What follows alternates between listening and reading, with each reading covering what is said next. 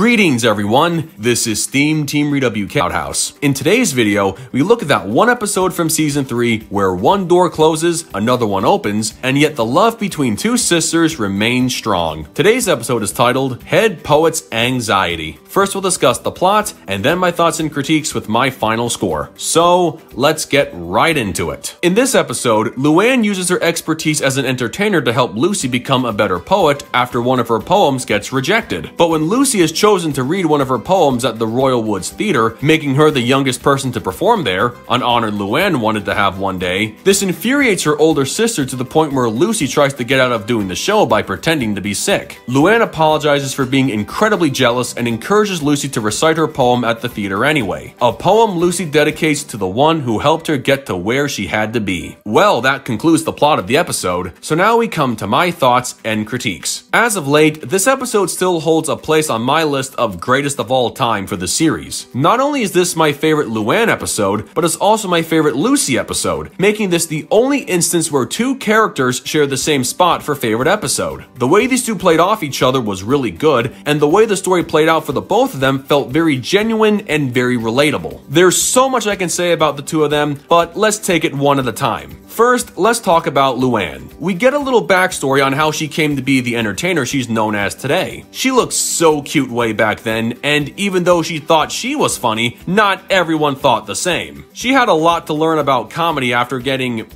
rained on by Charles and pelted with curly fries. What a waste of perfectly good food! She enrolled in a clowning academy, and after paying her dues, she went on to become a moderately successful entertainer, as we've seen throughout the series with her Funny Business Inc. and doing side gigs as a comedian on The Giggling Geezer. The lesson she learned along the way is the same one she passed on to Lucy, and it's a lesson we all take to heart. You can't shoot to the top right away. For example, I put out a decent amount of content on my YouTube channel, and I know for a fact I'm never going to reach a certain level so many others have managed to achieve in a short amount of time. That's going to take some time, a lot of persistence, and learning from previous mistakes I may have made in the past, and believe me, I've made quite a few of them in my videos. The methods Luan taught Lucy in an effort to perfect her talent at poetry are the same ones we all go through, from sharpening our skills at home, to getting formal training, and then putting our work out there for others to see, including learning to develop a thick skin when faced with audience criticism. The way Lucy effectively torched Lola with that rhyme after getting criticized was a surefire way of proving she can handle the crowds and potential rejection. I guess, if anything, the way Luan and Lucy went from being novices to more confident performers reminded me of how I used to be when I first started out on YouTube. I thought I wasn't good enough at making videos and I couldn't take criticism very well. But over time, I started getting better at making videos, and I learned to not take critiques so personally. That comes with the territory, and when you overcome the little things like short-term rejection, everything else just seems to come naturally. Everyone has a dream of making it big in what they love doing, and Luan's dream was to become the youngest performer at the Royal Woods Theater. Unfortunately for her, Lucy was given that opportunity, and this led to Luan acting extremely negative towards her little sister. Call it mean-spirited all you want, but Luan's reaction was understandable, and can you honestly blame her for lashing out? She had to work towards her goals by herself, assuming none of her older sisters helped guide her along the way, while Lucy had someone as a mentor to give her a bit of an edge over others. Luan had been working for years perfecting her craft through any and all gigs she could get in the hopes of achieving what she believed would be the biggest honor in Royal Woods in terms of up-and-coming live entertainment at a young age, and yet Lucy achieved Luan's dream in a very short amount of time, thanks in part to the student surpassing the master. And now, we come to Lucy. It's true all this little goth wanted from Luan was some last-minute advice, especially for eye contact, since it would be the first time she would be performing for a crowd larger than anyone she's seen before. But Luan technically wasn't wrong for telling her she should figure things out for herself, since she, not someone with more experience, was chosen to perform at the theater. She felt her only way of getting Luan to be happy again was to fake being sick, thus preventing herself from stealing Luan's dream, even though it was never her intention of stealing it in the first place. She thought Luan was more deserving of being the one to perform at the theater because she only just started getting better at poetry while Luan had been working harder and longer than her. However, that's when Luan says she wouldn't be a good mentor if she allowed Lucy to pass up the opportunity of a lifetime. Regardless of how long it took, Lucy truly earned her shining moment on stage, and she never cheated to get to where she was. Perhaps the greatest part of the entire episode, besides these two sharing that very feelsy hug and wearing that classy formal attire, would be Lucy's poem, a poem she dedicated to Luan. It was so emotionally engaging, and it was the ultimate validation of Lucy and Luan's relationship and development throughout the episode. Lucy thought her dreams could never come true, but her big sister stepped in as the motivation she needed to keep going, and she will always remember Luan as the one who helped steer her in the right direction and will continue to keep her on track if she ever veers off course. The poem was short, sweet, and downright wholesome. It proved Lucy wasn't going to be selfish by making her performance all about herself, and she had the deepest respect for Luan. If it wasn't for her, she would have never been chosen to perform at the theater, and she had Luan to thank for that. You couldn't ask for a better ending than this one right here, and this was a top 10 ending for sure. Overall, this episode is one I praise to the moon and back, and I can never be bored watching it over and over again. Luan and Lucy had their greatest moments in a storyline I can relate to in every way possible, and it's a good reflection of how we all strive to achieve our goals, sometimes at the expense of others getting the shaft. Whether we go at it alone or with the assistance of someone older and with more experience, we all have to start small with very little knowledge of what we're doing, and we're not going to go from being a 0 to a perfect 10 overnight. We have to get knocked down, pick ourselves back up, and keep going until we reach the top. Luan knew this all too well, Lucy came to know it too, and if anything, Luan's dream was never really stolen. She may not have gotten to live out her dream on her own terms, but her little sister got to live out the dream for her with a reminder of who helped her along the way. Now that's the kind of love that sweet dreams are made of, and I'm certainly not one to disagree. With that said, I give Head Poet's Anxiety a perfect 10 out of 10. Well folks, that concludes my review of Head Poet's Anxiety. Much like Luan and Lucy with their goals, I don't know if I'll ever become a world famous content creator for the Loud House fandom, but I don't let that bother me. Even if I don't reach that goal, I can still say with confidence I've become a better creator than I was many years ago, and I owe a lot of my success to the people who came before me and the fans who continue to support me to this very day. You guys rock, and you know who you would add, change, keep it as it is, let me know in the comments below, and make sure to subscribe to this channel for the latest Loud House content. That's going to do it for me. I'll catch you guys for the next video, but until then, this is SteamTeamRedubUK, CC Trainor-Ling, signing off. Peace out, home slices.